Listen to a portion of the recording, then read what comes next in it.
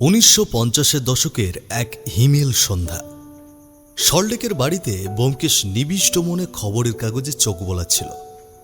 আমি জানালার ধারে দাঁড়িয়ে ধুমায়িত চায়ের কাপে চুমুক দিচ্ছি। হঠাৎ ব্যোমকেশ কাগজটা সজোরে টেবিলের ওপর আছাড় দিয়ে মারল।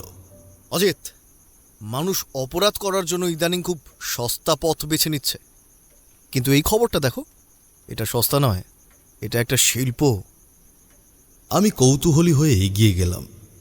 হেডলাইন বলছে, মিউজিয়াম হলে সঙ্গীতের আসরে মর্মান্তিক দুর্ঘটনা, প্রখ্যাত গায়ক বিনায়ক চ্যাটার্জির মৃত্যু।